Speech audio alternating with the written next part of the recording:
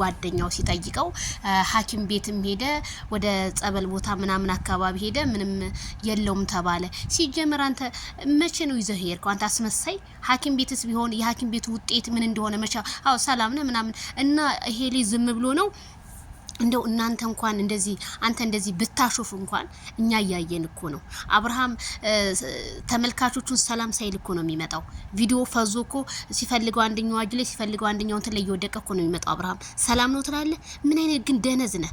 ኤፍሬም ግን የሆነ ነገር ሩት ታርጋለች ወይም የሆነ ነገር ሰጥታለች። ካልዳኔ ሙት በጤና አይደለም እንደዚህ የምትለው። እንግዲህ የኤፍሬም ምላሽ ዛሬም እንግዲህ ደጋግሞት ይሄንን ያለው እኔና ሩታ ምንም ያረግነው ነገር የለም ብዙ እንትን ብለናል ወደ ትዳር። ሲጀመር ሄርሜላ ልንገርህ፣ ሄርሜላ አንተ ባለጌ ሰው ትዳር ላይ የምትለው ሩታ አልፈልግም ብላ ቀለበቷን ወጥቶ የለ እንዴ?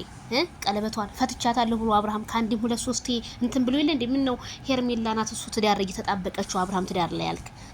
በመጀመሪያ እነነጺ ስንቶቹ መተዋል ትዳሩ የተበታተነው። ከዛ በኋላ እኮ ነው አብርሃም ለብቻው ሲሆን ሄርሜላ መታ ያስተካከለችው እንጂ በሱ ትዳር አልገባችም።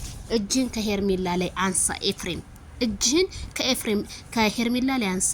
በጣም ነው የምታሳፍረው። ጭራሽ ሄርሜላ ስላለ ነገሩን ሄርሜላን እኮ ወደርኩሽ ታምሪያለሽ ቆንጆ ነሽ እያልክ እኮ ስትሽለጠለጥ ቤቷ ገብተህ ያየ ነው አንተ ነህ እንጂ እሷ አንተ ቤት አልመጣም። አንተ ሽልጥልጥ አታስመስል ኤፍሬም።